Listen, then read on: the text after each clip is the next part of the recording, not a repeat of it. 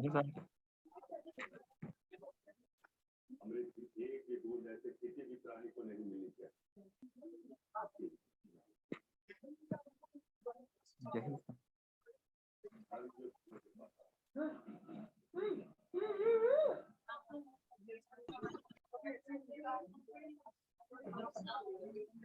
Hind doctors.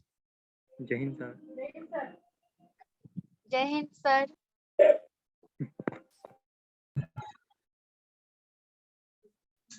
Paper कैसा गया सबका?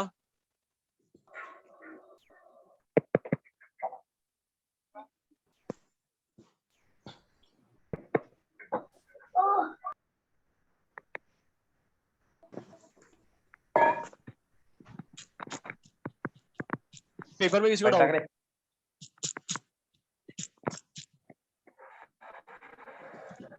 लास्ट के 2 क्वेश्चन में डाउट है?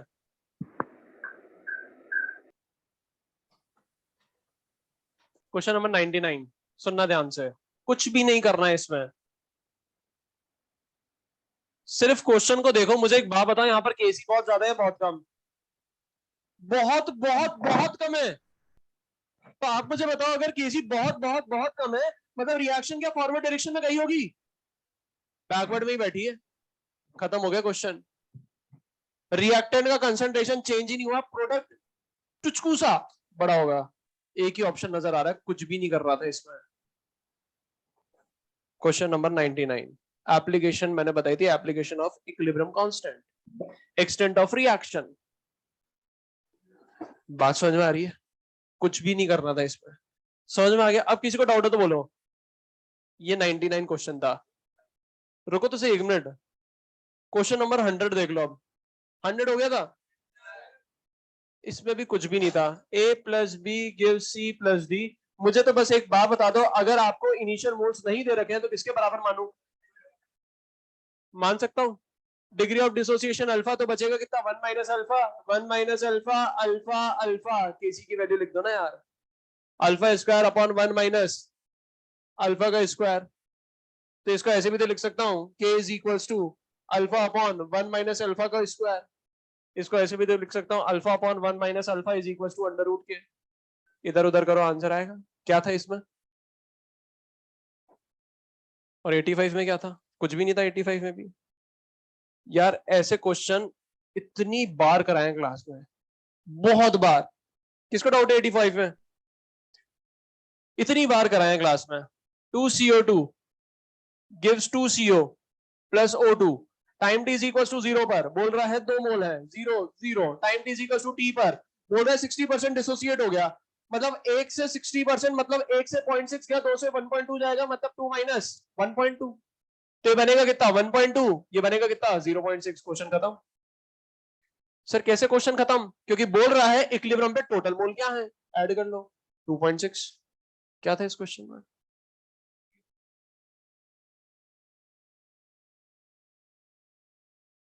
इसमें क्या हो गया?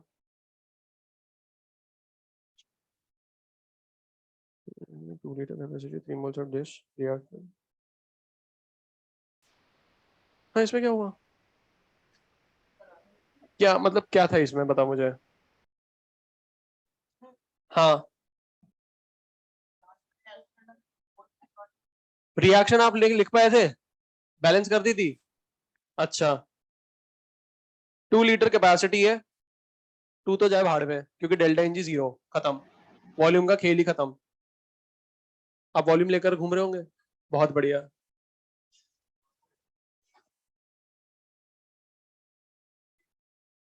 हाँ धन्यवाद।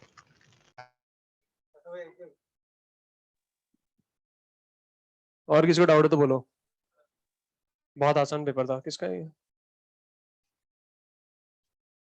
मिटा दूं सारा?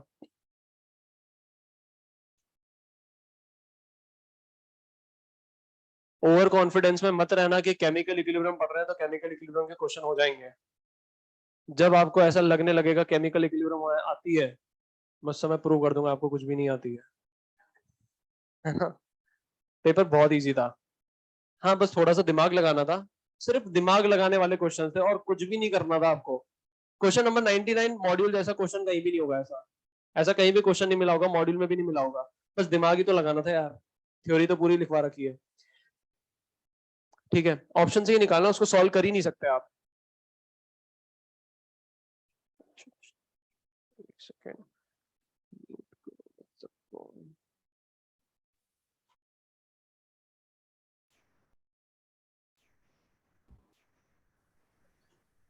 ठीक है, अब हो गए म्यूट सब।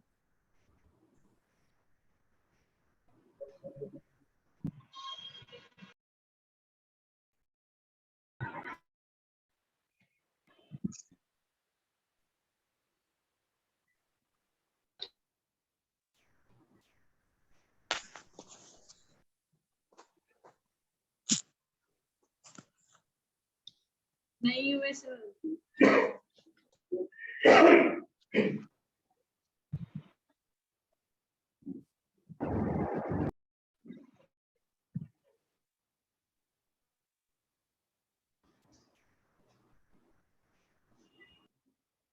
Mic mute,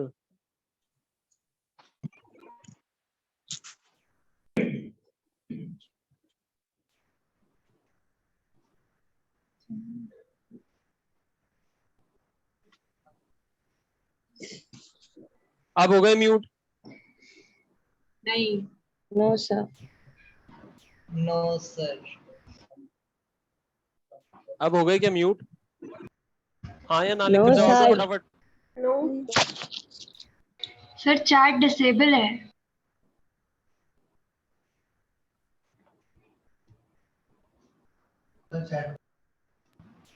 sir chat enable कर दो, माइक ऑफ कर दो। अब हो गए क्या? नो सर, ऑन ही है।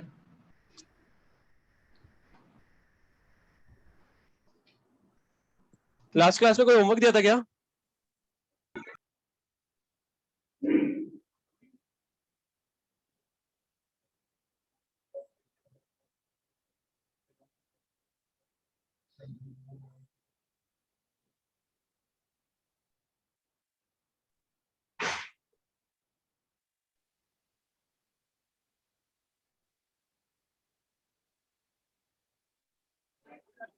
कहां तक पढ़ा दिया था? इफेक्ट ऑफ टेम्परेचर बता दिया था, समझा दिया था मैंने। कैसे करते हैं?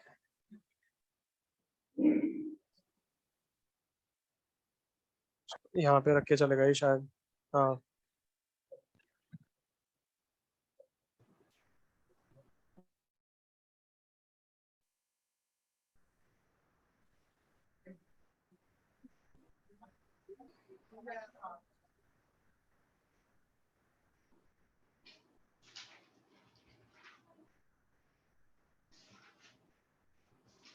ठीक है ठीक है, थैंक यू। हाँ, अब बातें बंद कर दो। मैंने टेम्परेचर का इफेक्ट बता दिया था, एंडो बताया था, एक्सो बता दिया था, दोनों बता दिए थे। ठीक है, तो लास्ट क्लास में अपन ली चैटिलियर प्रिंसिपल पढ़ रहे थे और अपन ने बहुत सारे इफेक्ट देखे थे। पहला इफेक्ट अपन ने किसका देखा था? कंसंट्रेशन का इफेक्ट देखा था। ठीक है, तो फटाफट जवाब देते रहना। मुझे एक बात बताओ, अगर मैं रिएक्टेंट का कंसंट्रेशन बढ़ा रहा हूं, रिएक्टेंट का मैंने क्या करा? कंसंट्रेशन बढ़ाया, ठीक है, तो रिएक्शन रिस्पॉन्ड करेगी, कैसे रिस्पॉन्ड करेगी? किस डायरेक्शन में जाके? फॉरवर्ड डायरेक्शन में जाके। ठीक है, नेक्स्ट अपन बात करते हैं इफेक्ट ऑफ वॉल्यूम की। तो मैंने वॉल्यूम के इफेक्ट आपको एक तो मैथमेटिकल एक्सप्रेशन भी बताया था, एनालिटिकल रीजनिंग भी दी थी, एक स्टेटमेंट लिखकर भी बताया था, पर फाइनली मैंने एक एग्जांपल से समझाया था आपको। आपकी पॉकेट मनी और मेरी सैलरी दोनों बराबर है ना? ऐसा कुछ लिया था मैंने एग्जांपल, है ना? तो मुझे एक बात बताओ, अगर मैं वॉल्यूम डिक्रीज करूंगा, वॉल्यूम क्या करूंगा? डिक्रीज करूंगा, तो मुझे एक बात बताओ, रिएक्शन क्या करना चाहेगी? इसको रिस्पॉन्ड कैसे करेगी? रिएक्शन सिकुड़ना चाहेगी, अपना दायरा कम करना चाहेगी, तभी तो इफेक्ट को नलीफाई कर पाएगी।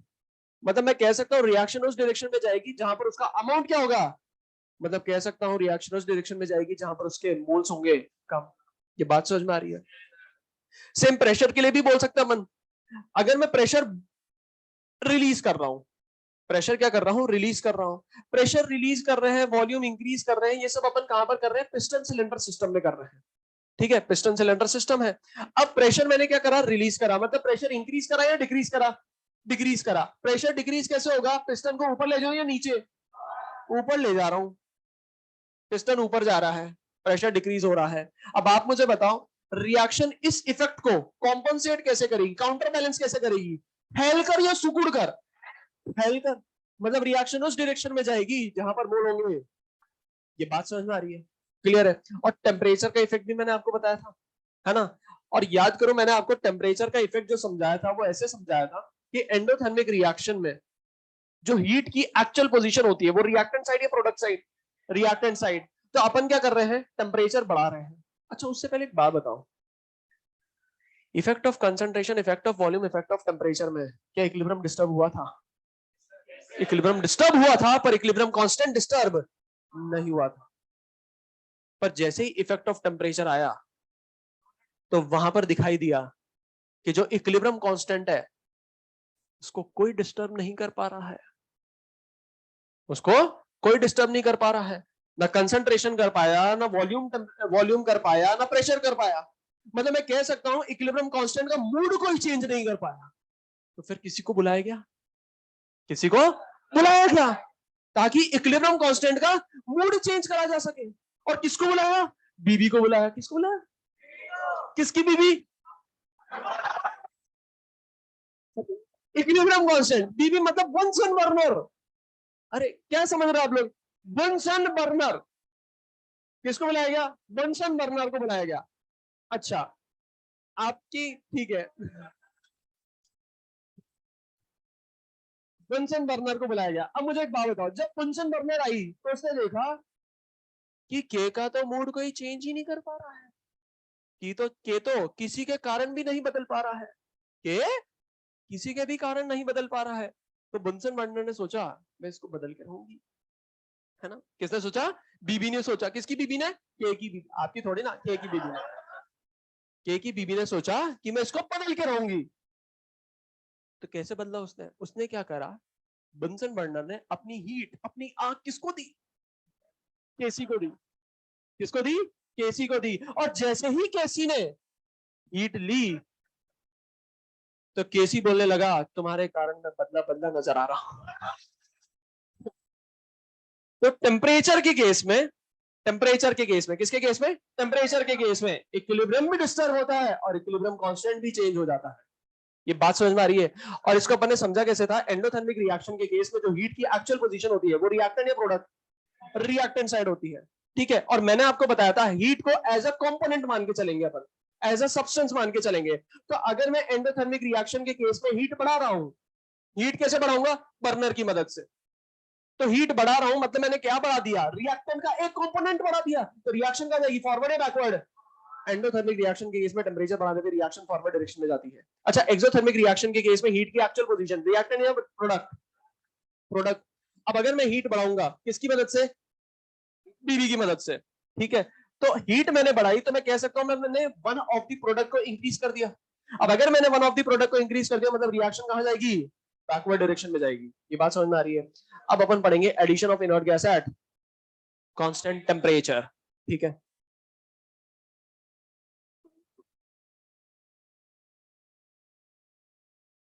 सुनो बिदर, देखो ये जो अभी अपन ने रिकॉल करा ना, रिवाइज करा, अल्टीमेटली बस यही याद रखना था, पर पता नहीं मैंने क्या क्या समझा दिया था, है ना। अभी भी एडिशन ऑफ इनर्ट गैस की बात करें, अपन एक बार इसको समझ लेंगे, है ना। फिर अपन इसको क्या करेंगे, याद करने का तरीका तो मैं बता दूंगा, बस एक बार समझ लो आप। ठीक है, इतना तो भरोसा है ना, याद तो मैं करा दूंगा, समझ लो बस आप। ठीक है, तो अपन बात करेंगे addition of inert gas at constant temperature. अब इनर्ट गैस का एडिशन कांस्टेंट टेम्परेचर पे दो तरीके से करा जा सकता है, दो तरीके से। कैसे, एक तो अपन करते हैं कांस्टेंट प्रेशर पर और एक अपन करते हैं कांस्टेंट वॉल्यूम पर। तो at constant V and at constant P। तो इनर्ट गैस का एडिशन अपन दो तरीके से करते हैं, कांस्टेंट टेम्परेचर पे, कांस्टेंट वॉल्यूम पर, कांस्टेंट प्रेशर पर। अब सर दो ही तरीके क्यों, क्योंकि आप ऐसे समझ सकते हो गैसियस रिएक्शन के लिए अपन पीवी इक्वल्स टू एनआरटी लिख सकते हैं। अब अगर अपन यहां पर बात करें addition of inert gas at constant temperature, मतलब मैं कह सकता हूं बीबी तो चली गई,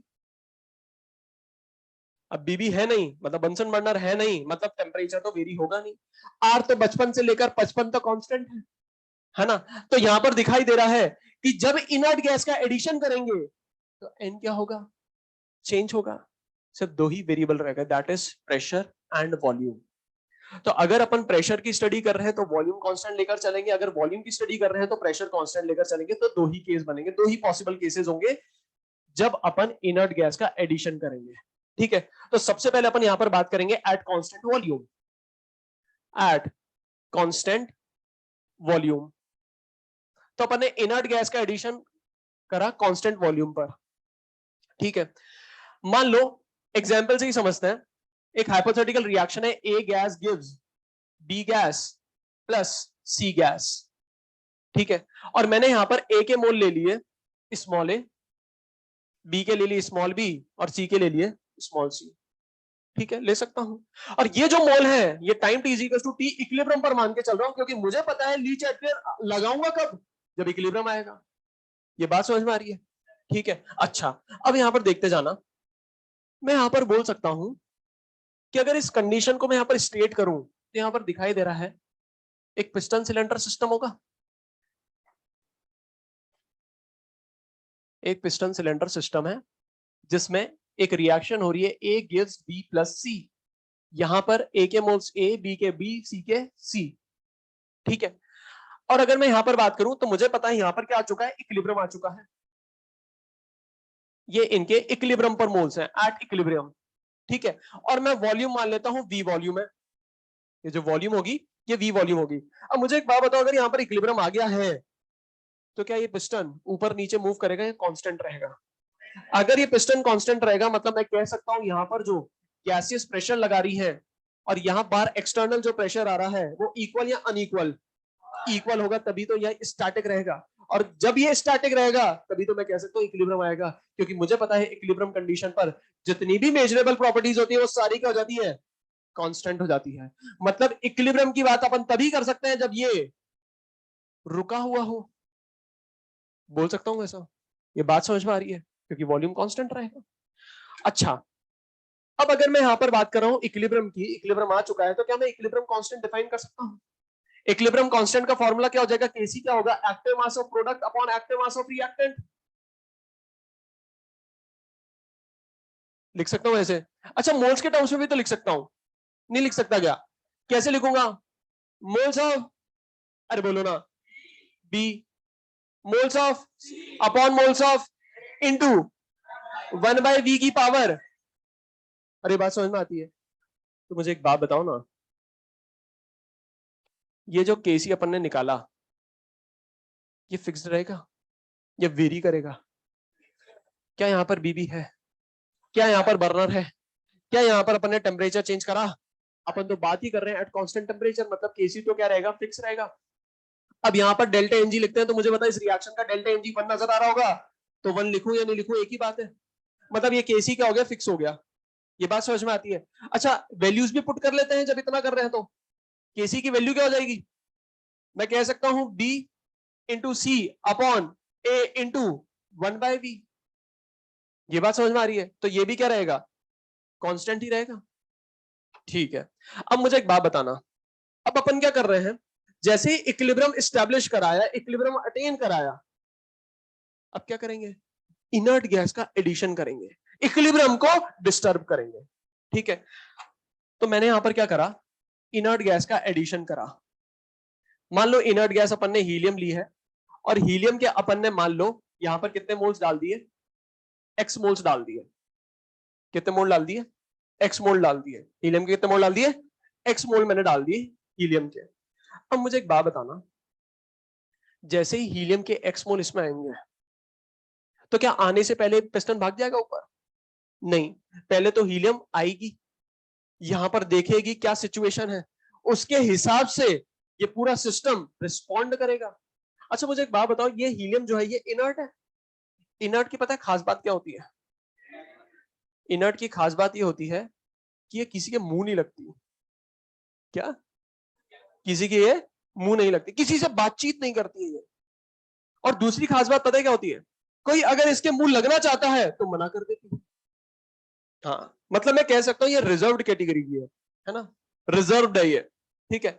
मतलब मैं कह सकता हूं अगर हीलियम यहां पर आएगी तो क्या ए के साथ रिएक्ट करेगी, क्या बी के साथ रिएक्ट करेगी, क्या सी के साथ रिएक्ट करेगी, क्या किसी के साथ रिएक्ट करेगी? किसी के साथ भी रिएक्ट नहीं करेगी। ये बात समझ में आती है? ठीक है। तो मतलब मैं कह सकता हूं जैसे ही इनर्ट गैस इस कंटेनर के अंदर आएगी तो आप मुझे बताओ, क्या मैं कह सकता हूं total number of moles same रहेंगे, इंक्रीज हो जाएंगे? इंक्रीज हो जाएंगे। अब आ गई हीलियम इनर्ट गैस और इसके कितने मोल आ गए? एक्स मोल आ गए। ये बात समझ में आ रही है? मुझे तो बस एक बात बताना, PV is equal to nRT अगर मैं अप्लाई करूं, मुझे दिखाई दे रहा है वॉल्यूम यहां पर अगर मैं अभी कांस्टेंट लेकर चलता हूं तो मैं कह सकता हूं mole is directly proportional to pressure. अभी वॉल्यूम चेंज करा कि मैंने? वॉल्यूम चेंज नहीं करा। पर जैसे ही यहां पर इनर्ट गैस आएगी मतलब मैं कह सकता हूं यहां पर नंबर ऑफ मोल्स तो बढ़ जाएंगे। अगर नंबर ऑफ मोल्स बढ़ गए यहां पर तो मैं कह सकता हूं प्रेशर बढ़ जाएगा। अगर प्रेशर बढ़ गया तो मुझे एक बात बताना, पहले बाहर एक एरो था, अंदर एक एरो था, पर जैसे ही हीलियम आई एक और एरो आ जाएगा, मतलब इंटरनल गैसियस प्रेशर बढ़ जाएगा, टोटल प्रेशर बढ़ जाएगा। ये बात समझ में आती है? अब एक बात मुझे बताओ, ये प्रेशर बढ़ गया, अब ये जो प्रेशर बढ़ा ये क्या करना चाहेगा? पिस्टन को ऊपर ले जाना चाहेगा या नीचे? ऊपर ले जाना चाहेगा। पर मुझे पता है वॉल्यूम तो चेंज करना नहीं है। क्यों? क्योंकि अपन पढ़ क्या रहे हैं? एट कांस्टेंट वॉल्यूम पढ़ रहे हैं। इनर्ट गैस का एडिशन एट कांस्टेंट वॉल्यूम पढ़ रहे हैं, मतलब मुझे पिस्टन को रोकना पड़ेगा। किससे रोकूं? ऊपर से। कैसे रोकूं? हाथ लगा दूं ऐसे? सन्नी डियोल का हाथ है 2.5 किलो 5 किलो का, बोलो ना। हाँ, आप कुछ भी लगा सकते हो, आप अपना जूता रखो, चप्पल रखो, खुद बैठ जाओ, खुद लेट जाओ, कुछ भी करो, पर इसको रोकना है। इसका वॉल्यूम चेंज नहीं होने देना है, क्योंकि बात कब हो रही है? कांस्टेंट वॉल्यूम पर। तो मुझे एक बात बताओ, यहाँ पर वॉल्यूम का क्या रही होगी? ये वी ही रही होगी। वी ही रखनी है मुझे। तो मुझे क्या करना पड़ेगा? ऊपर यहाँ पर एक मास रखना पड़ेगा, एक डब्बा रखना पड़ेगा, कुछ भी रख दो आप, किताब रख दो, कॉपी रख दो, खुद बैठ जाओ, है ना। पर एक चीज ध्यान रखनी पड़ेगी कि इसको भी किसी से रोकना पड़ेगा। पता चला ये भी ऊपर निकल गया, आप इस पर बैठे ऊपर निकल लिए, आपको भी किसी के साथ बंधना पड़ेगा। पहले तो खुद को बांधो, फिर इस पर बैठो। बात समझ में आ रही है? क्लियर है बात सभी को? तो मैंने क्या कर दिया, इसको किसी के साथ फिक्स कर दिया, वॉल के साथ जोड़ दिया, चिपका दिया या टाई कर दिया और इसके ऊपर रख दिया ताकि ये चेंज ना हो, ये कहीं नहीं मूव करे। तो मैं कह सकता हूं तभी तो कांस्टेंट वॉल्यूम रहेगा। ये बात समझ में आ रही है? अब मुझे एक बात बताओ, जैसे ही इनर्ट गैस इसके अंदर इंट्रोड्यूस हुई तो ऐसा हो सकता है कि इक्विलिब्रियम डिस्टर्ब हुआ हो सकता है ना। ऐसा भी हो सकता है नहीं हुआ हो। अब इक्विलिब्रियम डिस्टर्ब हुआ है नहीं हुआ है, इसको चेक करने के लिए अपन क्या करेंगे? क्यूसी निकालेंगे। क्यूसी निकालना पड़ेगा, निकालो क्यूसी। जब इसका क्यूसी निकालेंगे अपन तो मुझे पता है क्यूसी क्या हो जाएगा? सी के मोल। क्या सी के मोल चेंज हुए? नहीं। क्या मैंने बाहर से कोई मोल इंट्रोड्यूस करे? क्या मैंने अंदर से मोल निकाले? नहीं। ठीक है, मतलब मैं कह सकता हूं सी के मोल चेंज नहीं हुए, ये कितना है सी। बी के मोल चेंज हुए बी। ए के मोल क्या चेंज हुए? नहीं, ए के मोल ए। अच्छा मुझे एक बात बताओ, क्या वॉल्यूम चेंज हुआ? 1/v की पावर 1 लिखूंगा। मुझे एक बात बताओ, केसी क्यूसी बराबर है, मतलब मैं कह सकता हूं क्यूसी किसके बराबर है? केसी के बराबर। केसी किसके बराबर है? क्यूसी के बराबर। तो आप मुझे बताओ क्या यहां पर इक्विलिब्रियम डिस्टर्ब हुआ? क्या इक्विलिब्रियम डिस्टर्ब हुआ? अगर इक्विलिब्रियम डिस्टर्ब नहीं हुआ तो क्या रिएक्शन रिस्पॉन्ड करेगी आपके एक्सचेंज को? नहीं करेगी। ये बात समझ में आ रही है? नो चेंज या नो इफेक्ट। बात समझ में आ रही है? क्लियर है बात सभी को? तो मैं कह सकता हूं नो चेंज या नो इफेक्ट। सर एक बात बताओ, हमें ऐसा क्यों लग रहा है कि टोटल प्रेशर बदल गया और ऐसा भी लग रहा है टोटल मोल भी बदल गए, पर अगर अपन केपी निकालते हैं तो वहां पर प्रेशर वाली टर्म आती है। हमें लग रहा है प्रेशर चेंज हो गया, लग क्या रहा है? हुआ है भाई यहां पर। तो एक बार एक काम करो आप, अभी आपने हमें समझाया केसी क्यूसी की मदद से, क्यों ना आप हमें केपी क्यूपी की मदद से समझाओ इसको। लग रहा है यार टोटल प्रेशर चेंज हुआ है, ये भी लग रहा है टोटल मोल भी चेंज हुआ है। तो एक काम करते हैं, केपी क्यूपी की मदद से समझते हैं इसको। सुनना ध्यान से, लिखने की जरूरत नहीं है, सिर्फ समझा रहा हूं क्योंकि डाउट आया होगा, है ना। अब अगर मैं यहाँ पर केपी की बात करूं, सुनते जाना बस, केपी की बात करूं, केपी का फॉर्मूला क्या हो जाएगा, पार्शियल प्रेशर ऑफ सी की power 1 partial pressure of D की power 1 upon partial pressure of A की पावर 1। ये बात समझ में आ रही है? और ये सारे पार्शियल प्रेशर कब होने चाहिए, इक्विलिब्रियम पर। ये बात समझ में आ रही है? अच्छा मुझे एक बात बताओ, क्यूसी की बात करें, क्यूपी की बात करें, क्यूपी क्या हो जाएगा, क्यूपी हो जाएगा पार्शियल प्रेशर ऑफ सी की power 1 partial pressure of B की power 1 upon partial pressure of A की पावर 1। यहां तक बात समझ में आती, क्लियर है सभी को? अब अगर मैं पार्शियल प्रेशर की बात करूं, तो एक बात मुझे बताओ, total moles on addition of inert gas at constant volume बढ़े या घटे हैं? पहले कितने थे, N1, या मैं ऐसे कह दूं A प्लस बी प्लस सी, है ना।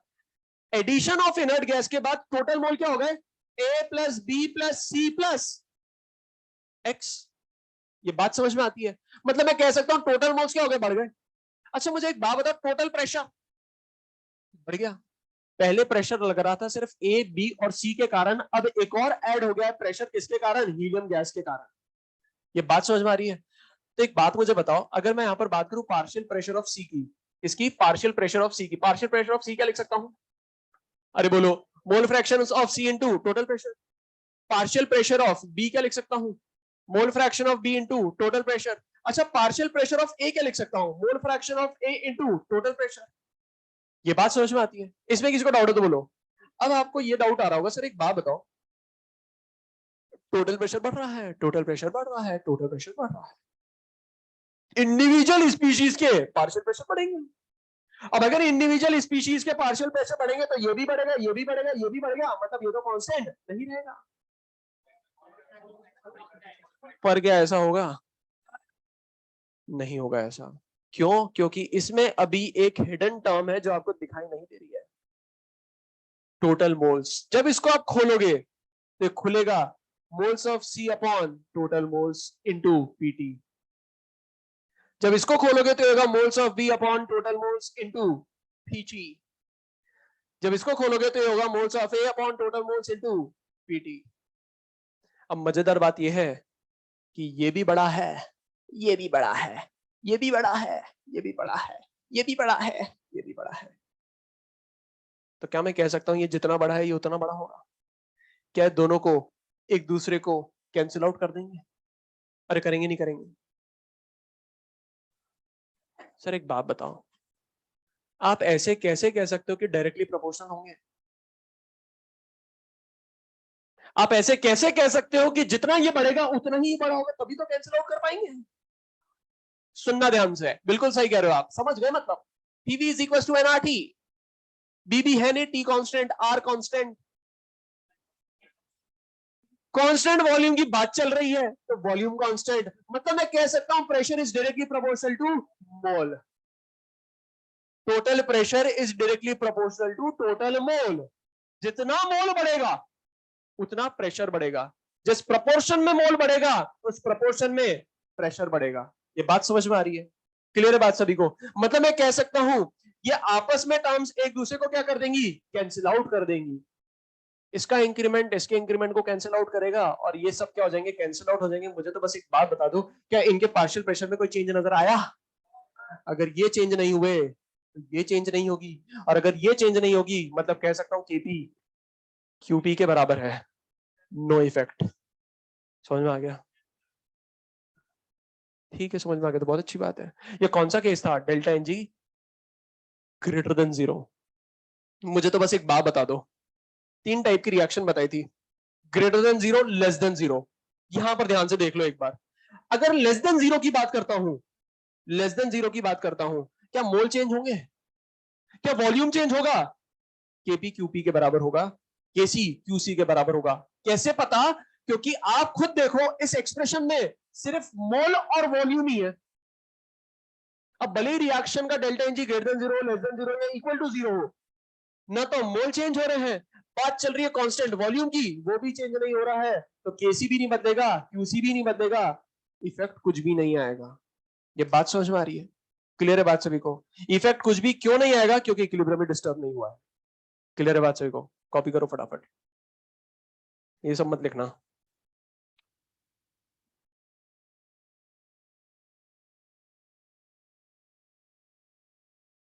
ये मिटा दूं?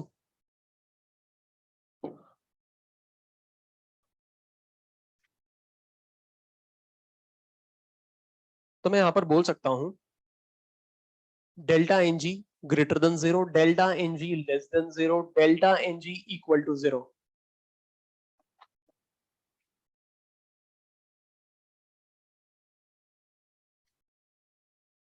बोलूं कुछ? सुन लो एक बार इधर। तीन टाइप की रिएक्शन होती है ना? मुझे एक बात बताओ, delta N G greater than 0 अपन ने देखा, तो यहां पर क्यूसी किसके बराबर है? केसी के बराबर, है ना? अब अगर क्यूसी केसी के बराबर है तो इफेक्ट नो इफेक्ट। ये बात समझ में आ रही है? अच्छा, यहां पर भी क्यूसी किसके बराबर होगा? केसी के बराबर होगा, और यहां पर भी क्यूसी किसके बराबर होगा? केसी के बराबर है। No effect, no effect. फटाफट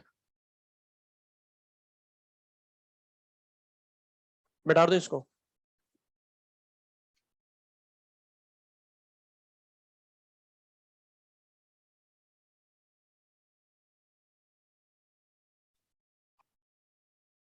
मुझे एक बात बताओ, समझ में आ रहा है ये? अच्छे से समझ में आ रहा है ना? बस समझ लो, अभी याद तो मैं करा दूंगा, है ना? अच्छा, जब ये पढ़ते हैं ना तो दो डाउट आते हैं। डाउट ये आते हैं, सर आपने पढ़ाया, हाँ, समझ में आया, हाँ, कहीं दर्द है, नहीं, पर एक बात बताओ, याद भी आप ही करा दोगे, वो भी ठीक है, हाँ, याद भी सही करा देंगे, पर जब आपने इसको समझाया तो इसमें बहुत इंपॉर्टेंट इंपॉर्टेंट पॉइंट्स आपने बोले बीच में, वो हमने तो लिखे ही नहीं, वो हमने तो लिखे ही नहीं। ऐसे लगा होगा ना यार, ये नई चीज बताई, हाँ यार ये कुछ चीज बताई, क्योंकि जब भी पढ़ते किसी भी पढ़ोगे, मैं कोई ऐसा दोनों किसी भी पढ़ोगे, है ना, तो ऐसा लगेगा कि यार कोई नई चीज ही पढ़ी है हमने ये, है ना? तो आपने सर जब समझाया तो ऐसा लगा कि हाँ कुछ कुछ नई चीजें बताई है सर ने। ये यहाँ पर देखो कि वो के एन और total pressure total volume directly proportional थे, कैंसिल आउट हो गए, तो केपी और क्यूपी पे कोई चेंज नजर नहीं आ रहा है। तो सर ये जो आपने पॉइंट्स ये थ्योरी में बताया, ये तो हम भूल जाएंगे, फिर हमें कैसे याद रहेंगे? तो दो आपके पास मुझे दिखाई दे रहा है कि हर्डल्स है। एक तो याद करने का तरीका, याद तो मैं करा दूंगा। दूसरा, ये पॉइंट्स अगर हमें गैदर करने हो, कैसे करेंगे गैदर? तो मैं आपको क्वेश्चन प्रैक्टिस कराऊंगा। उन क्वेश्चन में जितने भी यहाँ पर इंपॉर्टेंट पॉइंट्स हैं वो सारे वहां पर आ जाएंगे। तो जब भी आप रिवीजन करोगे तो उन क्वेश्चन को एक बार देख लेना। अगर वो क्वेश्चन समझ में आ गए, मतलब आपको ये पूरी थ्योरी जो इनहेरेंट है, या जो मैंने इनबिल्ट थ्योरी जो लिखवाई नहीं है, वो अपने आप समझ में आ गई आपको। बात समझ में आ रही है? बात करेंगे eight constant pressure. Eight constant pressure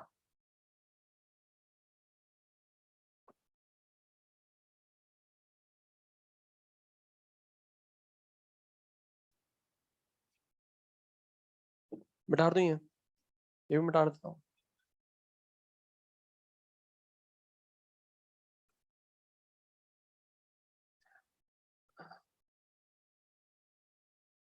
अब इधर देखो, एट कांस्टेंट प्रेशर भी समझ लेते हैं, है ना? यहां तक तो सारी चीजें वही हैं। हाइपोथेटिकल रिएक्शन ली, A gives B plus C. Equilibrium पर मैंने इसके मोल मान लिए small A small B small C. अब इक्विलिब्रियम पे माने हैं, मतलब इक्विलिब्रियम कांस्टेंट डिफाइन होगा, तो इक्विलिब्रियम कांस्टेंट क्या हो जाएगा? बी सी अपॉन ए इंटू 1/v। ठीक है, अब इस v वॉल्यूम को मैं मान लेता हूं v1। v1 वॉल्यूम बोल देता हूं, इनिशियल वॉल्यूम क्या बोल देता हूं? v1 वॉल्यूम बोल देता हूं। तो ये भी क्या हो जाएगा? v1 हो जाएगा। ठीक है, अब इक्विलिब्रियम आ चुका है। इक्विलिब्रियम आ चुका है मतलब मैं कह सकता हूं ये जो पिस्टन होगा ये स्टेशनरी होगा। इंटरनल प्रेशर एक्सटर्नल प्रेशर के बराबर होगा। Internal pressure of gas is equal to external pressure. ठीक है, अब मैंने क्या करा? हीलियम गैस इंट्रोड्यूस कराई। ठीक है, अब अपन ने क्या करा, हीलियम गैस इंट्रोड्यूस कराई, मतलब हीलियम गैस अब कहां आ चुकी है, अंदर आ चुकी है। ठीक है, अब एक और चीज समझ में आती है कि जैसे ही हीलियम गैस अंदर आएगी तो मैं कह सकता हूं इस फिक्स्ड वॉल्यूम में मोल बढ़ चुके हैं। अगर मोल बढ़ चुके हैं मतलब मैं कह सकता हूं यहां पर प्रेशर बढ़ चुका होगा, क्योंकि अब एडिशनल प्रेशर किसका लगेगा, हीलियम का। ये बात समझ में आती है?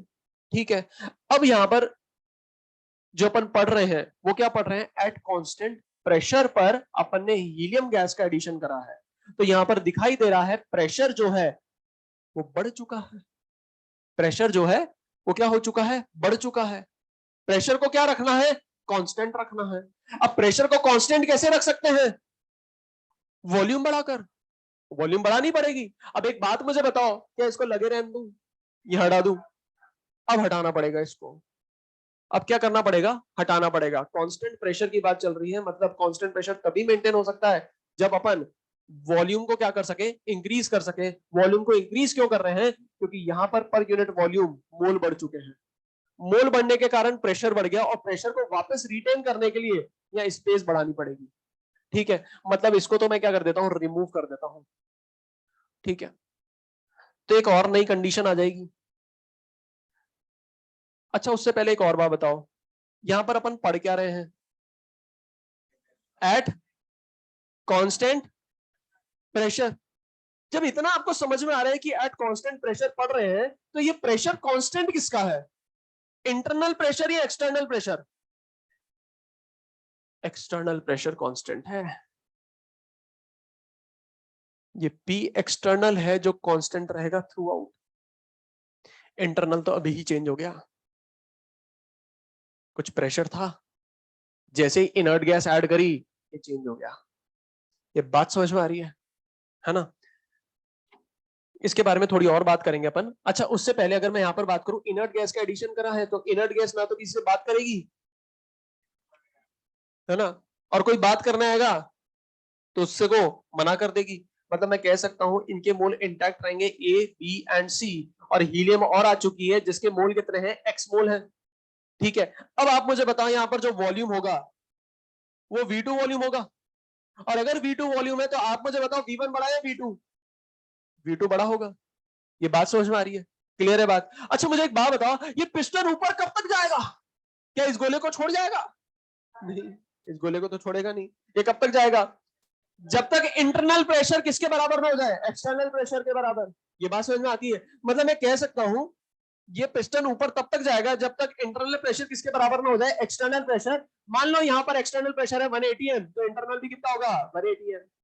मान लो यहां पर एक्सटर्नल प्रेशर है 180 एम, पर इंटरनल क्या हो गया, 1 + 1 QHM।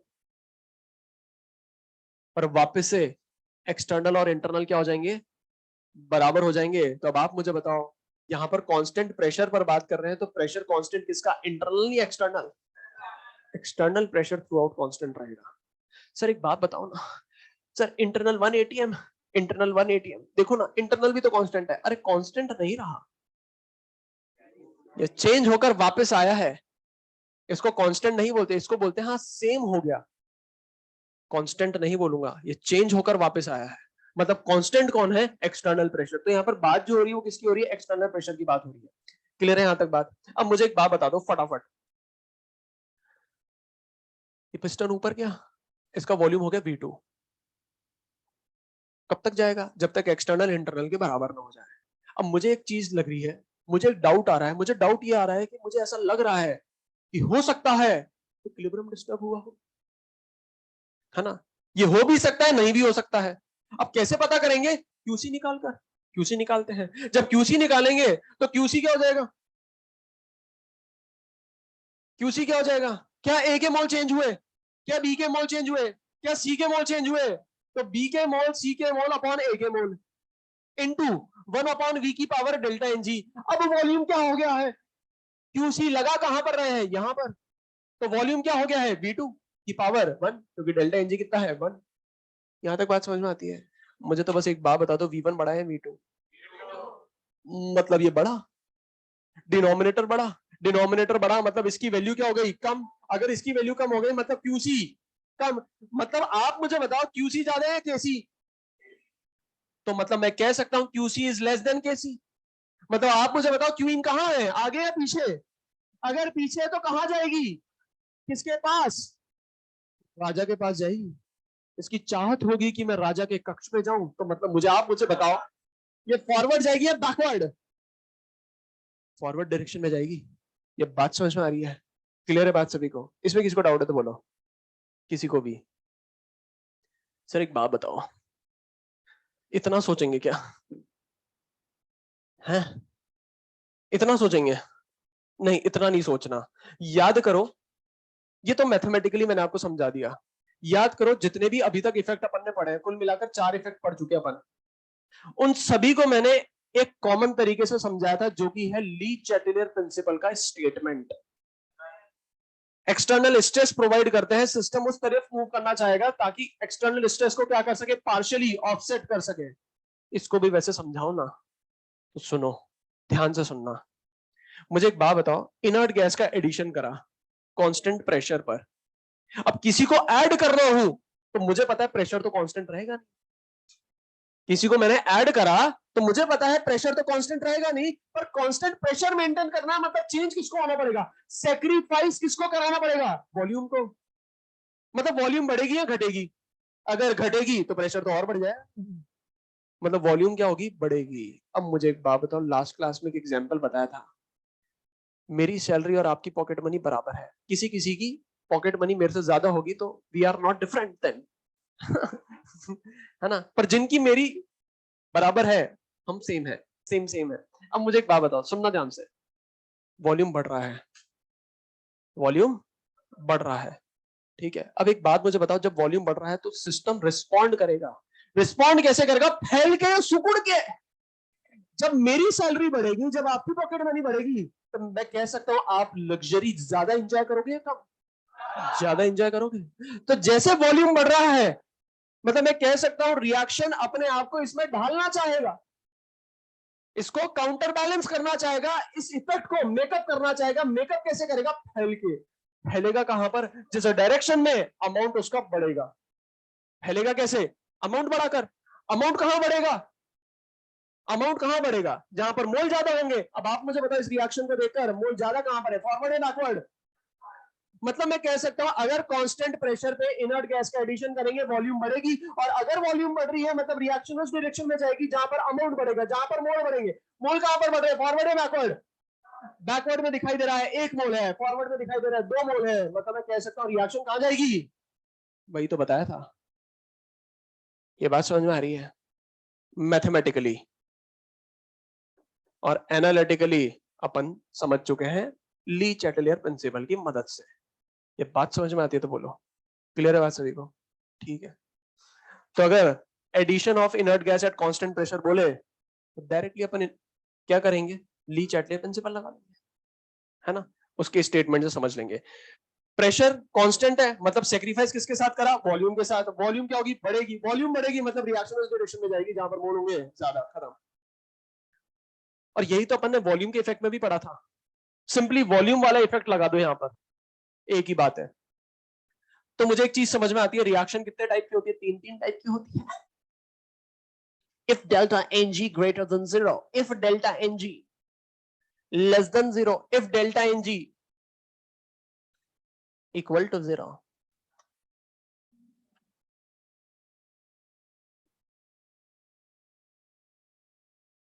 तो अभी अपन ने देखा कि डेल्टा Ng ग्रेटर देन 0 है तो रिएक्शन कहां जाएगी, फॉरवर्ड डायरेक्शन में जाएगी। रिएक्शन उस डायरेक्शन में जाएगी जहां पर मोल होंगे ज्यादा। अब मोल ज्यादा कहां पर होंगे, प्रोडक्ट साइड, क्योंकि डेल्टा Ng क्या है, greater than 0। Delta Ng less than 0 का मतलब क्या होता है, मोल ज्यादा कहां है, रिएक्टेंट साइड। रिएक्शन जाएगी बैकवर्ड डायरेक्शन में। अब अच्छा मुझे एक बात बताओ, अगर रिएक्शन फॉरवर्ड डायरेक्शन में जा रही है, एक बार देख लो फिर लिख लेना, अगर रिएक्शन फॉरवर्ड डायरेक्शन में जा रही है तो फॉरवर्ड डायरेक्शन में कब जाएगी, जब Q बड़ा हो या K? जब K क्या हो, बड़ा हो, तभी तो रिएक्शन फॉरवर्ड डायरेक्शन में जाएगी, तभी तो रानी आगे आएगी। अच्छा, रिएक्शन बैकवर्ड डायरेक्शन में कब जाएगी, जब Q क्या हो, बड़ा हो। रानी आगे निकल चुकी है, वो कहां जाएगी, पीछे जाएगी। अच्छा, delta Ng equal to 0, no effect, no effect sir, no change. ठीक है। अच्छा, नो चेंज इसलिए आ रहा है क्योंकि क्यूसी किसके बराबर हो गया, केसी के बराबर, इक्विलिब्रियम आप डिस्टर्ब ही नहीं कर पाए।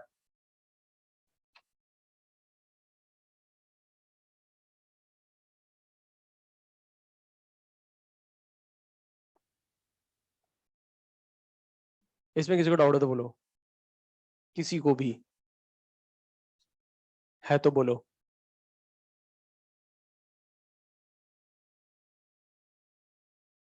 मिटा दूं?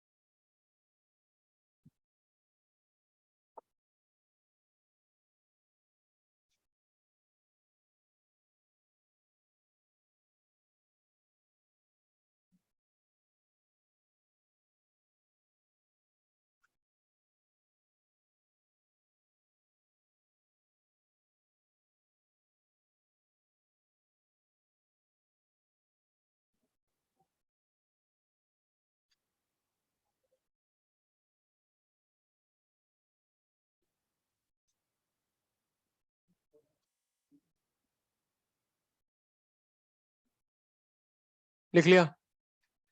एक यहां पर अपन टेबल बनाएंगे और सारी बातें कंक्लूड कर देंगे आज, जितना भी अपन ने लास्ट लेक्चर में पढ़ा था और इस लेक्चर में पढ़ा है, सारी बातें क्या कर लेंगे, कंक्लूड कर लेंगे। इसको मिटा रहा हूं मैं। अल्टीमेटली आपको ये टेबल याद होनी चाहिए, दैट्स इट। अब आपने पूरी थ्योरी पढ़ ली है ना, और मैंने आपको हमेशा एक से ज्यादा तरीके बताए हैं, ये तो मिटा दूं। हमेशा मैंने आपको समझाने के लिए एक से ज्यादा मेथड बताए हैं और डायरेक्ट मेथड भी बताया है, किसकी मदद से, स्टेटमेंट की मदद से। अब जो अपन टेबल बनाने जा रहे हैं उसको आपको सॉल्व कैसे करना है, स्टेटमेंट की मदद से ही सॉल्व करना है। क्योंकि कभी भी एग्जाम में ऐसा नहीं होगा कि आप पूरा मैथमेटिकल एक्सप्रेशन खोल के बैठे हो, ऐसा कभी नहीं होगा। डायरेक्टली अपन को आंसर बताना है, ठीक है। तो एक काम करना, फ्रेश पेज पे लिखना ली चैटलियर प्रिंसिपल और लैंडस्केप में टेबल बनाना। सर ये लैंडस्केप क्या होता है, बाहर निकलना पड़ेगा क्या हमें क्लास से? अरे नहीं यार, लैंडस्केप ही हो जाता है, आप मतलब ऐसे, है ना। फ्रेश पेज पे बनाना, हेडिंग लिख लेना ली चैटलियर प्रिंसिपल।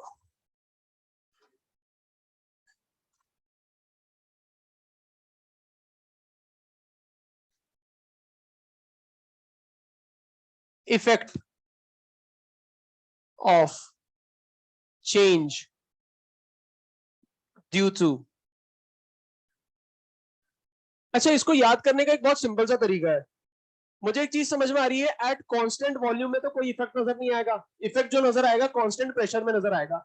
अब अगर delta NG greater than zero, greater than zero मैं मतलब बोल सकता हूँ डेल्टा एनजी पॉजिटिव। अब पॉजिटिव दिखाई दे रहा है मतलब जिंदगी में क्या चल रहा है, पॉजिटिव पॉजिटिव ही चल रहा है। मतलब जिंदगी आगे बढ़ रही है पीछे, देखो बढ़ रही है ना, है ना। अब अगर मैं बोल दूं delta NG less than zero, मतलब डेल्टा एनजी क्या हो गया, नेगेटिव। अब ऐसा लग रहा है कि जिंदगी पीछे चली जा रही है, नेगेटिव नेगेटिव चीजें हो रही हैं, मतलब जिंदगी क्या जा रही है, पीछे जा रही है, बैकवर्ड, कुछ हो ही नहीं रहा है।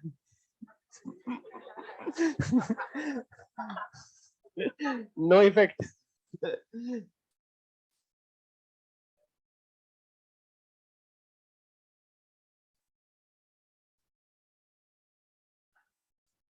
Concentration,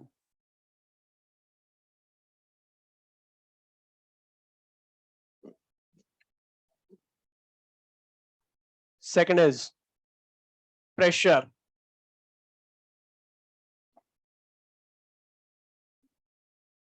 third is temperature.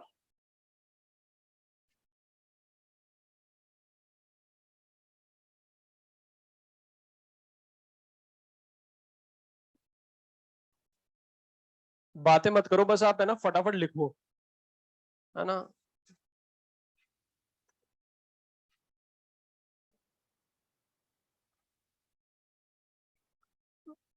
आपको ना कम से कम बातें करके फटाफट लिखोगे ना तो बढ़िया रहेगा। जब अपन सारी चीजें पढ़ ही रहे हैं फुल खाल के, है ना, तो मैं एक्सपेक्ट करता हूं कि आप थोड़ा सा अपना टाइम जो कंज्यूम कर रहे हो लिखने में वो थोड़ा सा रिड्यूस कर दो, तो चीजें और अच्छे से होंगी। अब जब रिवीजन कर रहे हैं तो दो ही ऑप्शन है, अच्छे से करें या घास काटें। जब कर ही रहे हैं तो अच्छे से ही करते हैं, क्या दिक्कत आ रही है? क्योंकि इसके बाद फिर कोई नहीं पढ़ाएगा आपको, और अगर अभी नहीं समझ में आया अभी नहीं आएगा। 3 केस पढ़ेंगे अपन यहाँ पर।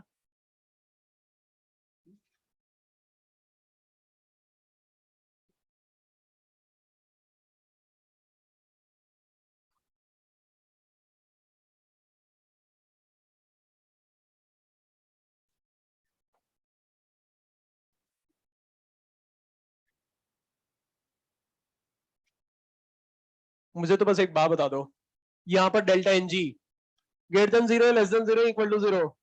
अरे घोचू, डेल्टा एन जी यहाँ 0 है सर, ये सॉलिड है। अरे यार, ये सॉलिड नहीं दिख रहा है, क्या बात कर रहे हो? यहाँ बताओ delta N G greater than 0, यहाँ delta N G less than 0। अब फटाफट जवाब देना, आप ही को देना है, ठीक है? ये सिर्फ आप ही के लिए बना रहा हूं, वरना तो मैं लिखवा चुका हूं सारी चीजें। मुझे एक बात बताओ, कंसंट्रेशन का इफेक्ट अपन पढ़ रहे हैं, एक अगर कंसंट्रेशन बढ़ाएंगे तो रिएक्शन, एक का कंसंट्रेशन बढ़ाएंगे तो रिएक्शन फॉरवर्ड डायरेक्शन में जाएगी। टमाटर सर, एक बात बताओ, ए सॉलिड है, क्या कुछ फर्क पड़ेगा? नहीं पड़ेगा। अच्छा मुझे एक बात बताओ, अगर ए का कंसंट्रेशन में बढ़ा रहा हूं तो क्या ए का एक्टिव मास चेंज होगा? ए का एक्टिव मास तो चेंज नहीं होगा, तो क्या कुछ फर्क पड़ेगा? नहीं। अच्छा याद करो, एक और एग्जांपल ऐसे कराया था, NaNO3 NaNO2 O2 वाला, वो सॉलिड वाले बताए थे। No effect due to active mass change नहीं हो रहा प्योर सॉलिड का। ये बात समझ में आ रही है? क्लियर है सभी को?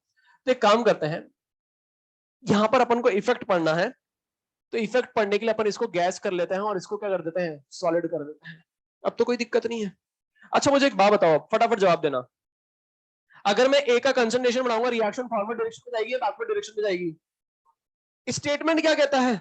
एक्सटर्नल स्ट्रेस अपन ने लगाया, तो रिएक्शन क्या करेगी, इस एक्सटर्नल स्ट्रेस को पार्शियली ऑफसेट करेगी। मतलब अगर मैं प्रेशर बढ़ाऊंगा, या सपोज करो मैं कंसंट्रेशन या बढ़ाता हूं, तो अगर मैं कंसंट्रेशन बढ़ाऊंगा, अगर मैं कंसंट्रेशन बढ़ाऊंगा तो रिएक्शन चाहेगी कि इस कंसंट्रेशन को क्या करे, डिक्रीज करे। डिक्रीज कब होगी, फॉरवर्ड में या बैकवर्ड में? फॉरवर्ड में। ये बात समझ में आ रही है? इसमें किसी को डाउट है तो बोलो। अच्छा वहां पर बताओ, यहां पर क्या होगा, फॉरवर्ड बैकवर्ड? फॉरवर्ड ही होगा।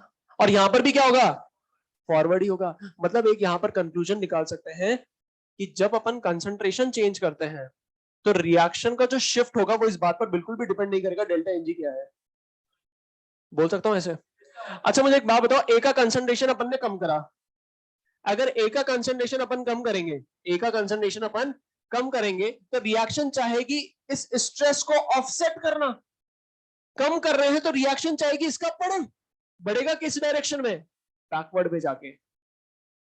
बैकवर्ड, यहां पर भी बैकवर्ड, और यहां पर भी बैकवर्ड। ये बात समझ में आ रही है? क्लियर है? अब बात करते हैं प्रेशर की।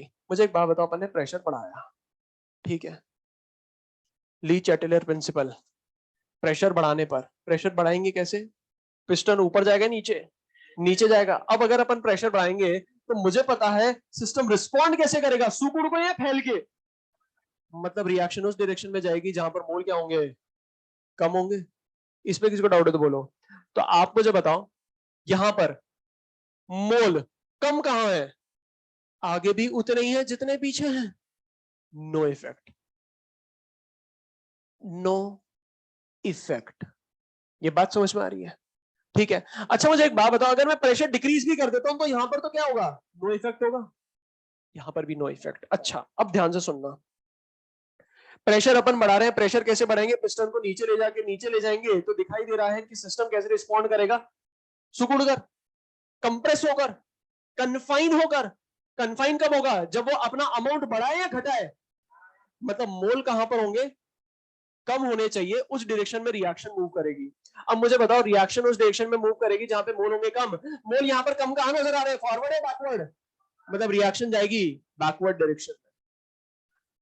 मोल कहां पर कम है, यहां पर फॉरवर्ड डायरेक्शन में, तो रिएक्शन जाएगी फॉरवर्ड डायरेक्शन। यहां पर अपन क्या कर रहे हैं, प्रेशर रिलीज कर रहे हैं, प्रेशर डिक्रीज कर रहे हैं। प्रेशर डिक्रीज कैसे करेंगे, पिस्टन को ऊपर ले जाकर। अब अगर पिस्टन को ऊपर ले जाऊंगा, मतलब आप मुझे बताओ सिस्टम रिस्पॉन्ड कैसे करेगा, फैल के या सुकुड़ के, फैल के, मतलब रिएक्शन उस डायरेक्शन में जाएगी जहां पर मोल होंगे ज्यादा। मोल ज्यादा कहां पर है, फॉरवर्ड में, तो फॉरवर्ड जाएगी। मोल ज्यादा कहां पर है, बैकवर्ड में। देखो पीछे कितने मोल है, 2, आगे कितने मोल है, 1, मतलब रिएक्शन जाएगी जहां पर मोल का फायदा हो। मोल का फायदा कहां पर हो रहा है, बैकवर्ड में।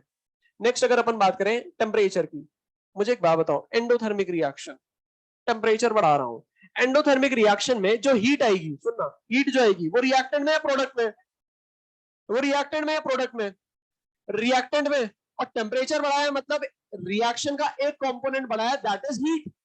मतलब मैं कह सकता हूं मैंने रिएक्टेंट बढ़ाया, और अगर रिएक्टेंट बढ़ा रहा हूं तो रिएक्शन कहां जाएगी, फॉरवर्ड में। तो यहां पर भी फॉरवर्ड में ही जाएगी, और यहां पर भी फॉरवर्ड में ही जाएगी। एक्सोथर्मिक रिएक्शन में हीट कहां आती है, रिएक्टेंट में या प्रोडक्ट में, प्रोडक्ट में आती है। तो अगर मैं टेम्परेचर बढ़ा रहा हूं एक्सोथर्मिक रिएक्शन का, टेम्परेचर कैसे बढ़ाऊंगा, हीट बढ़ा के। हीट कहां पर है, प्रोडक्ट साइड। अगर प्रोडक्ट बढ़ा रहा हूं मतलब रिएक्शन कहां जाएगी, प्रोडक्ट कम करना चाहेगी, और प्रोडक्ट कम कहां पर होगा, बैकवर्ड डायरेक्शन में, तो ये हो जाएगा बैकवर्ड, बैकवर्ड, बैकवर्ड। डिसोसिएशन की बात करते हैं। अब ध्यान से सुन लेना, ध्यान से सुनना। प्रेशर बढ़ाया है ना, प्रेशर कैसे बढ़ाएंगे, पिस्टन को नीचे ले जाकर, अपन ने पिस्टन को नीचे ले गए, ठीक है, पिस्टन को नीचे ले गए मतलब सिस्टम क्या करना चाहेगा, सुकुड़ना चाहेगा, कन्फाइन होना चाहेगा। कन्फाइन कैसे होगा, उस डायरेक्शन में मूव करके जहां पे अमाउंट क्या हो, मोल क्या हो।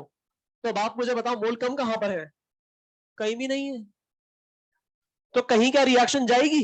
अगर रिएक्शन कहीं जाएगी नहीं, कोई चेंज नजर नहीं आएगा, तो क्या डिसोसिएशन में कोई चेंज नजर आएगा, क्या रिएक्टेंट का डिसोसिएशन बढ़ेगा, क्या रिएक्टेंट का डिसोसिएशन घटेगा, नो चेंज। ये बात समझ में आ रही है, नो चेंज सर।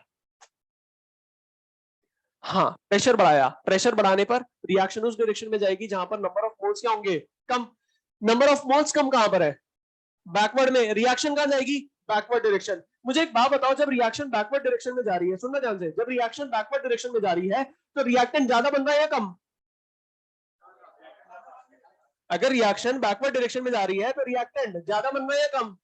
अगर रिएक्टेंट ज्यादा बन रहा है तो टूट रहा होगा, अगर टूट कम रहा है मतलब उसका डिसोसिएशन कम होगा। नहीं आया सर, सुनना ध्यान से वापस। प्रेशर बढ़ाया, प्रेशर बढ़ाने पे रिएक्शन उस डायरेक्शन में जाएगी जहां पर मोल क्या होंगे, कम।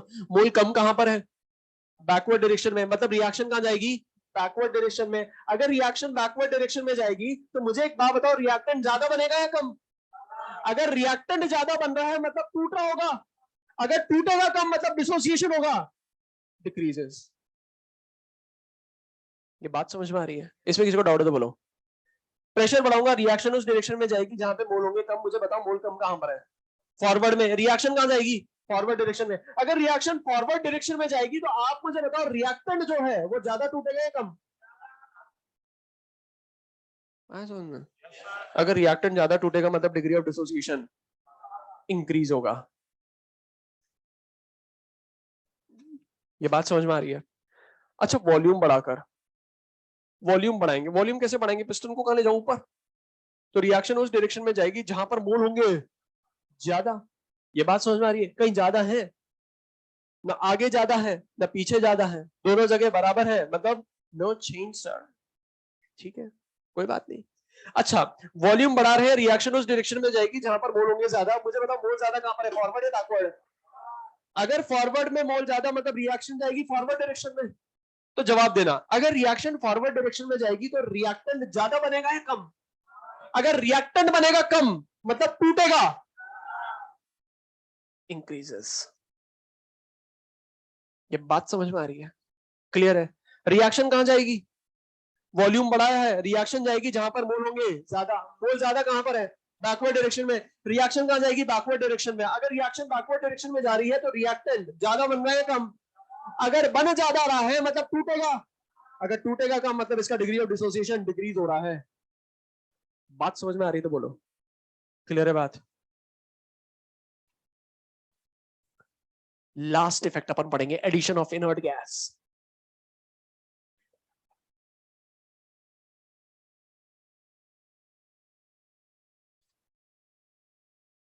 At constant volume, constant pressure,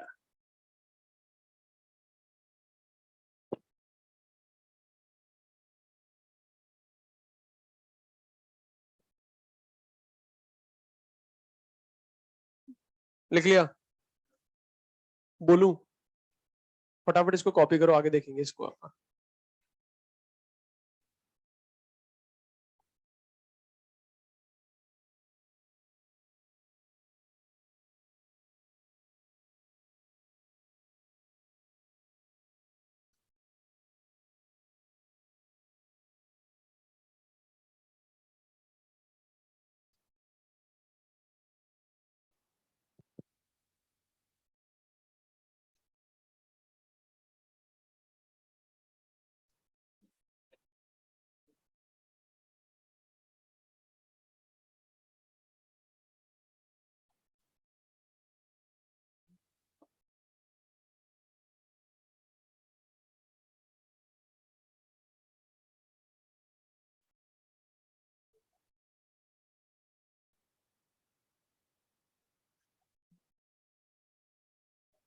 हाँ, addition of inert gas at constant volume.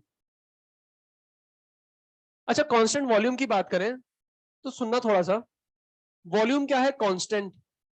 केसी के एक्सप्रेशन की बात करें तो केसी के एक्सप्रेशन में आते हैं मोल और वॉल्यूम। इनर्ट गैस का एडिशन करेंगे ना तो ए का मोल चेंज होगा, ना बी का होगा, ना सी का चेंज होगा। और वॉल्यूम कांस्टेंट है तो वॉल्यूम भी चेंज नहीं होगी, मतलब नो इफेक्ट। फिर भले ही कोई सी भी रिएक्शन हो, no effect please, no effect please, no effect please. Constant pressure की बात करते हैं। इनर्ट गैस का एडिशन करा, प्रेशर रखना है कांस्टेंट, मतलब किसी को सेक्रीफाइस करना पड़ेगा। वॉल्यूम को, वॉल्यूम बढ़ेगी या घटेगी? बढ़ेगी। वॉल्यूम क्या होगी? बढ़ेगी। तो एक तरीका यह है कि अगर वॉल्यूम बढ़ती है तो मतलब मैं कह सकता हूं क्या होगा? सोच लो, सोच सकते हैं आराम से। वॉल्यूम बढ़ेगी, वॉल्यूम वाला कॉन्सेप्ट अप्लाई करो। वॉल्यूम बढ़ेगी, वॉल्यूम कैसे बढ़ सकती है? पिस्टन ऊपर जाए या नीचे? ऊपर। तो जब वॉल्यूम बढ़ रही है मतलब रिएक्शन जो है वो फैलना चाहिए या सिकुड़ना? फैलना चाहिए, मतलब रिएक्शन उस डायरेक्शन में जाएगी जहां पर मोल होंगे ज्यादा। अब आप मुझे बताओ यहां पर मोल ज्यादा कहां पर है? कहीं भी नहीं है, मतलब मैं कह सकता हूं नो इफेक्ट। ये बात समझ में आ रही है? ठीक है। अच्छा, रिएक्शन कहां जाएगी मोल बढ़ने पर? जहां पर रिएक्शन कहां जाएगी वॉल्यूम बढ़ने पर? जहां पर मोल क्या होंगे ज्यादा। मोल ज्यादा कहां पर है? फॉरवर्ड या बैकवर्ड? फॉरवर्ड। मोल ज्यादा कहां पर है? बैकवर्ड। बैकवर्ड। खत्म। इसमें किसी को डाउट है तो बोलो।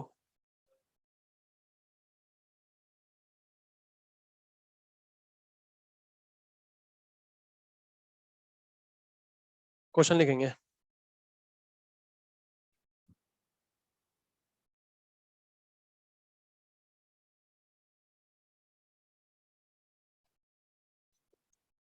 क्वेश्चन लिखेंगे अपन।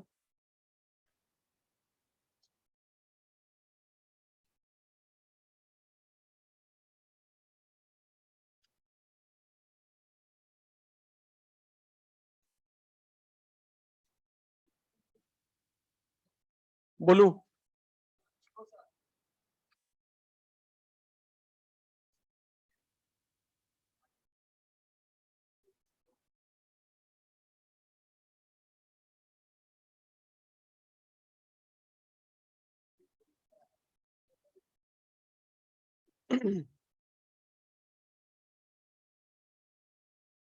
मिटा दो ये।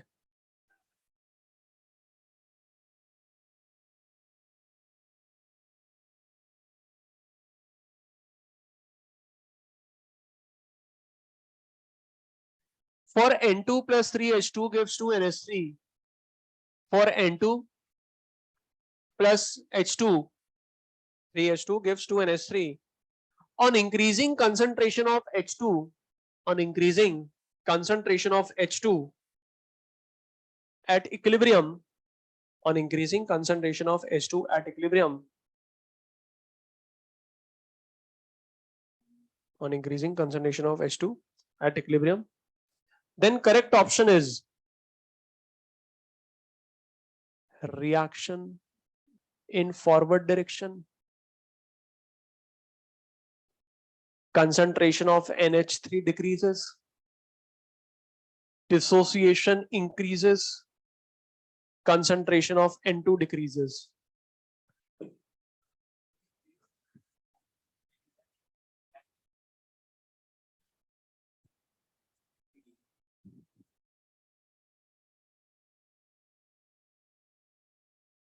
करेक्ट बोला है, इनकरेक्ट बोला है? इनकरेक्ट लिखो उसको।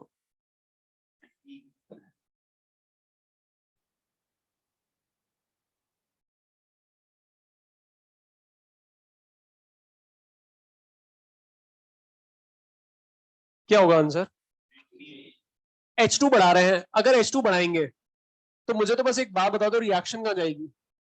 फॉरवर्ड डायरेक्शन में जाएगी, तो ये तो सही है। अब अगर रिएक्शन फॉरवर्ड डायरेक्शन में जाएगी तो NH3 बढ़ेगा और N2 कम होगा, NH3 बढ़ेगा और N2 कम होगा, N2 देखो कम हो रहा है ना? NH3 बढ़ेगा, यह लिखा हुआ है घट रहा है, तो ये तो गलत है। ठीक है, अच्छा मुझे बताओ, रिएक्शन फॉरवर्ड डायरेक्शन में जाएगी तो रिएक्टेंट ज्यादा टूटेगा या कम? ज्यादा टूटेगा, मतलब इसका डिग्री ऑफ डिसोसिएशन बढ़ेगा, तो ये भी सही। अपन को बताना था इनकरेक्ट, तो ये आंसर हो जाएगा। इनकरेक्ट है ये, तो ये क्या हो जाएगा? आंसर हो जाएगा। नेक्स्ट क्वेश्चन लिखेंगे। इसमें किसी को डाउट हो तो बोलो।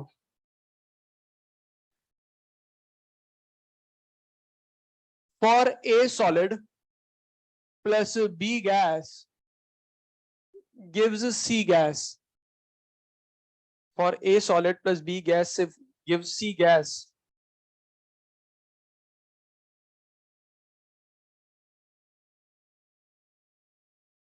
फर्स्ट ऑप्शन लिखना, फर्स्ट पार्ट लिखना इस क्वेश्चन का।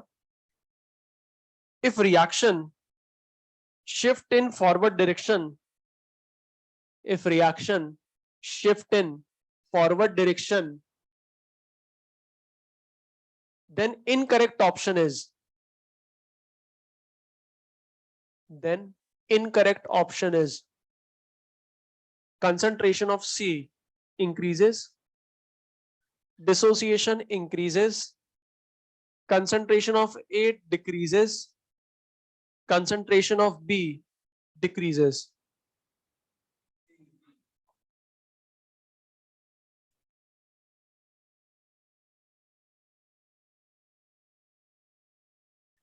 क्या आ रहा है? सभी का सी आ रहा है? एक बार देख लेते हैं। अगर रिएक्शन फॉरवर्ड डायरेक्शन में जाएगी, अगर रिएक्शन फॉरवर्ड डायरेक्शन में जाएगी तो एक चीज तो समझ में आती है कि फॉरवर्ड डायरेक्शन में जाने से सी बढ़ेगा और बी घटेगा। तो सी बढ़ रहा है, ये बिल्कुल सही है, बी घट रहा है, ये भी बिल्कुल सही है। और रिएक्शन फॉरवर्ड डायरेक्शन में जा रही है, मतलब रिएक्टेंट ज्यादा डिसोसिएट हो रहा है, तो ये भी सही है, ज्यादा टूट रहा है तभी तो फॉरवर्ड में जाएगा। अच्छा, अगर ए की बात करें तो फॉरवर्ड डायरेक्शन में जाने से ए क्या हो रहा है? कम हो रहा होगा।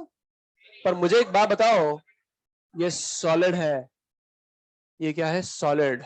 और मजेदार बात यह है कि सॉलिड का कंसंट्रेशन चेंज नहीं होगा। क्यों नहीं होगा चेंज? क्योंकि जिस प्रोपोर्शन में इसका मास चेंज होगा उसी प्रोपोर्शन में वॉल्यूम चेंज हो जाएगा।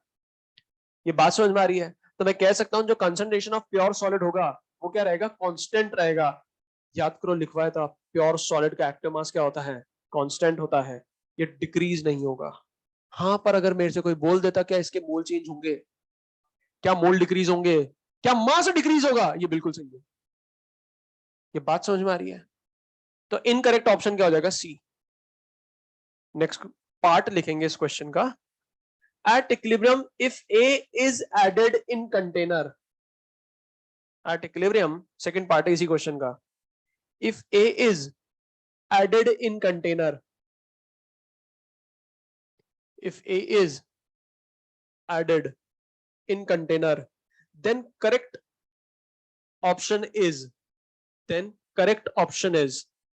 options आपको बोर्ड पर गिवन है. Forward reaction, backward reaction,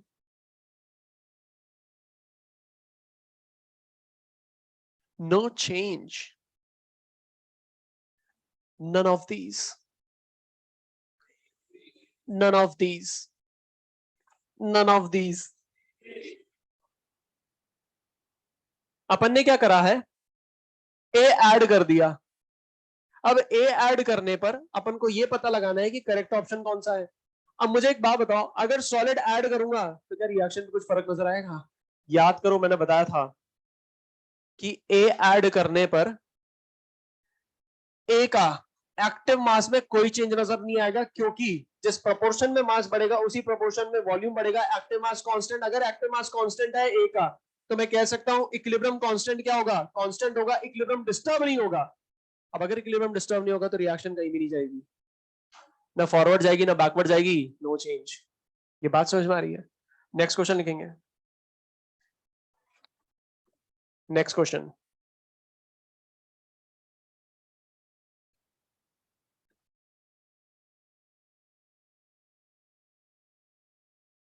next question लिखेंगे.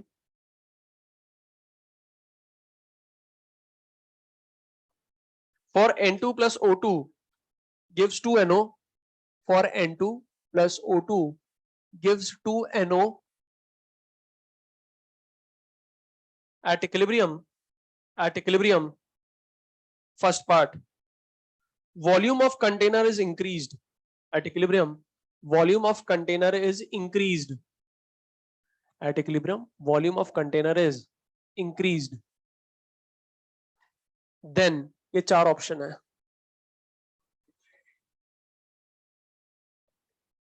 एक सेकंड, वॉल्यूम ऑफ कंटेनर क्या कर दिया गया है? इंक्रीज कर दिया गया है. मुझे एक बात बताओ, अगर वॉल्यूम इंक्रीज करूंगा मतलब रिएक्शन उस डायरेक्शन में जाएगी जहां पर मोल होंगे ज्यादा. मतलब मैं कह सकता हूं रिएक्शन उस डायरेक्शन में जाएगी जहां मोल ज्यादा. अब मुझे बताओ मोल ज्यादा कहां पर है, फॉरवर्ड में या बैकवर्ड में? दोनों में सेम ही है. ये बात समझ में आ रही है? अगर दोनों में सेम है मतलब नो चेंज. नो चेंज का मतलब क्या होता है? क्या इक्विलिब्रियम डिस्टर्ब हुआ? नहीं हुआ. तो आंसर क्या हो जाएगा? C option. ठीक है, नेक्स्ट पार्ट लिखो इसी क्वेश्चन का.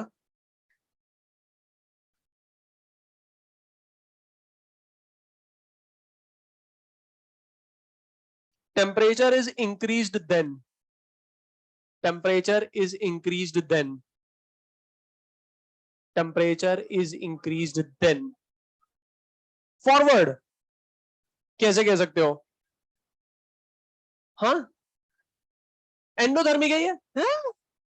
फॉर्मेशन हो रहा है भाई इसका. मुझे एक बात बताओ, सुनो सुनो पहले मुझे सुनो. फॉर्मेशन रिएक्शन किसका एग्जांपल होता है? एंडो या एक्सो? एक्सो का होता है. पर क्या ये एक्सोथर्मिक रिएक्शन होगी? याद करो मैंने बताया था, ओनली ओनली बताया था. ये फॉर्मेशन रिएक्शन है, बिल्कुल सही है. ये एक्सोथर्मिक रिएक्शन है, बिल्कुल गलत है. ये एक्सेप्शन ऑफ एक्सोथर्मिक रिएक्शन है, बिल्कुल सही है. अगर एक्सेप्शन ऑफ एक्सोथर्मिक रिएक्शन है मतलब ये एंडोथर्मिक रिएक्शन है, और एंडोथर्मिक रिएक्शन के केस में अपन टेंपरेचर बढ़ाएंगे तो रिएक्शन फॉरवर्ड डायरेक्शन में जाएगी. तो सेकंड पार्ट जो हो जाएगा क्वेश्चन का वो होगा फॉरवर्ड डायरेक्शन.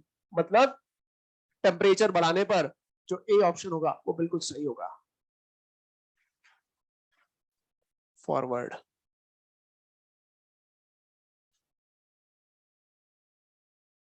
एक्सेप्शन है ये किसका? एक्सोथर्मिक रिएक्शन का. नेक्स्ट क्वेश्चन लिखेंगे. For N2 plus 3H2 gives 2NH3, for N2 plus 3H2 gives 2NH3, find favorable condition for ammonia formation. Find favorable condition for ammonia formation. चार option board पर given है. High temperature and high pressure.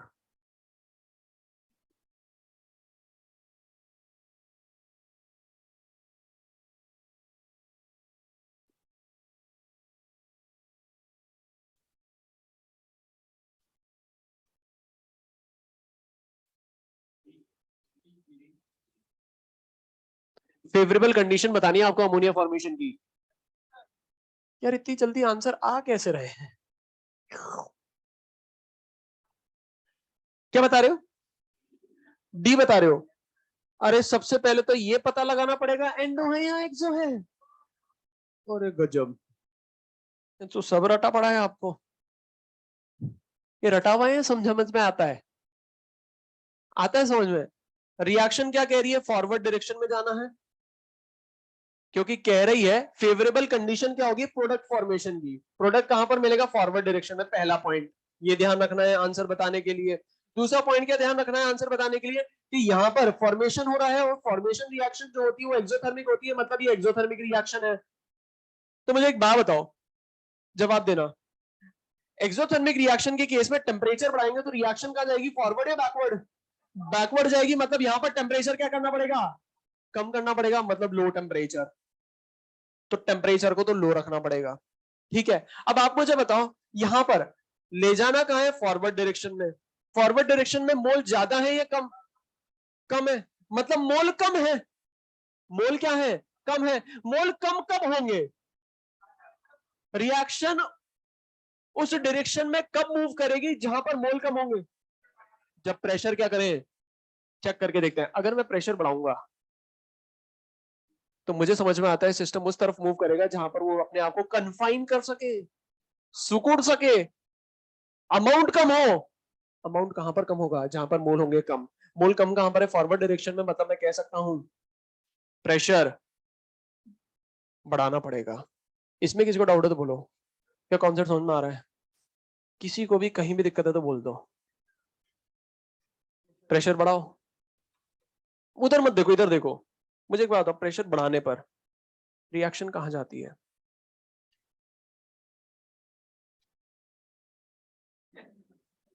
Forward या backward?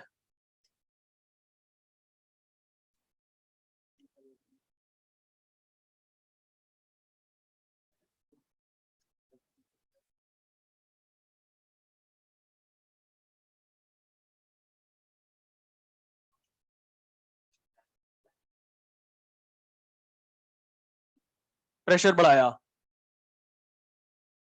तो reaction उस direction में जाना चाहेगी जहां पर वो अपने आप को फैलाए या सुकुड़े, कन्फाइन करे, कंप्रेस करे।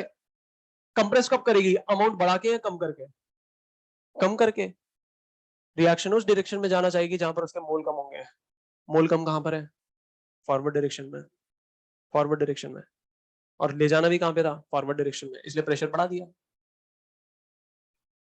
नेक्स्ट क्वेश्चन लिखेंगे। Next question,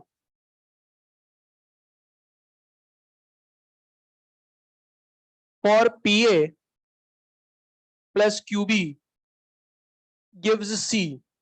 For PA plus QB gives C. If high temperature and low pressure, if high temperature and low pressure are favorable condition for product formation, if high temperature and low pressure are favorable condition for product formation, then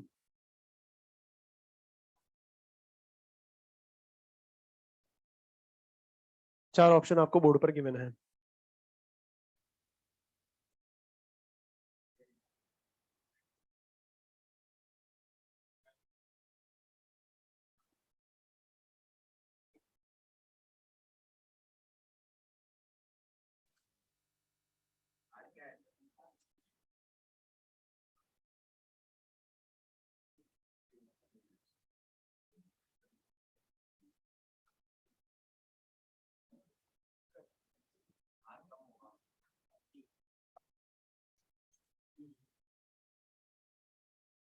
favourable condition बतानी है product formation की।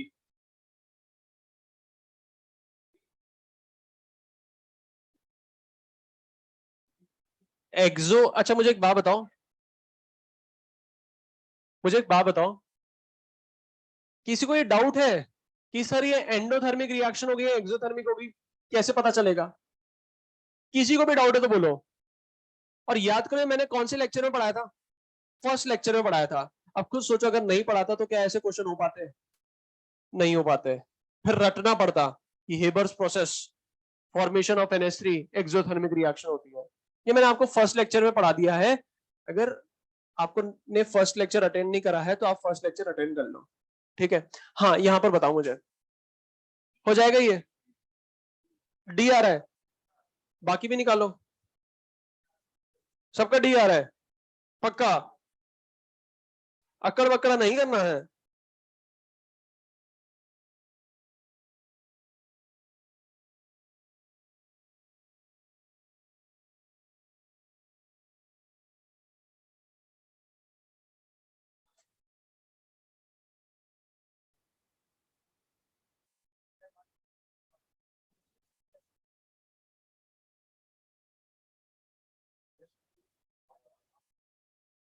हाँ, अब इधर देख लो एक बार। Question में कहा जा रहा है आपसे, सुनना ध्यान से, रिएक्शन कहां जा रही है? फॉरवर्ड डायरेक्शन में जा रही है। फेवरेबल कंडीशन है फॉरवर्ड डायरेक्शन में जाने की। High temperature and low pressure. Temperature क्या है? ज्यादा, और प्रेशर क्या रखना पड़ेगा? लो। सबसे पहले अगर मैं बात करूं टेम्परेचर की, टेम्परेचर बढ़ाने पे रिएक्शन फॉरवर्ड डायरेक्शन में जा रही है, एंडो या एक्सो? टेम्परेचर बढ़ा रहे हैं, रिएक्शन फॉरवर्ड डायरेक्शन में जा रही है। हीट को कहां होना चाहिए? रिएक्टेंट साइड या प्रोडक्ट साइड? Reactant side. ये बात समझ में आ रही है? मतलब मैं कह सकता हूं रिएक्शन क्या है? एंडोथर्मिक रिएक्शन है। एंडोथर्मिक रिएक्शन में डेल्टा एच, यहां से पता चला डेल्टा एच क्या होगा? Greater than 0। इसमें किसी को डाउट है तो बोलो। ठीक है, अब प्रेशर कम करा गया है, रिएक्शन फॉरवर्ड डायरेक्शन में जा रही है। मुझे तो बस बताओ, प्रेशर कम कर रहे हैं मतलब पिस्टन को ऊपर ले जाओ या नीचे? इतना अपन को पता होना चाहिए। प्रेशर अगर रिलीज कर रहे हैं, कम कर रहे हैं, मतलब पिस्टन जाएगा ऊपर। अब एक बात मुझे बताओ, पिस्टन अगर ऊपर जा रहा है तो सिस्टम क्या करना चाहेगा? फैलना या सिकुड़ना? ये बात समझ में आ रही है? तो अगर प्रेशर कम कर रहे हैं, रिएक्शन चाहेगी फैलना, और कहा जा रहा है रिएक्शन फॉरवर्ड डायरेक्शन में जा रही है, मतलब फॉरवर्ड डायरेक्शन में फैल रही होगी। फॉरवर्ड डायरेक्शन में ही फैल रही होगी, मतलब फॉरवर्ड डायरेक्शन में मोल क्या होंगे? और फॉरवर्ड डायरेक्शन में मोल ज्यादा, इसका मतलब क्या होगा? R is greater than P plus Q. बात समझ में आ रही है? मतलब मैं कह सकता हूं प्रेशर, मैं कह सकता हूं प्रेशर अगर कम हो रहा है, रिएक्शन उस डायरेक्शन में जाएगी जहां पर मोल होंगे ज्यादा।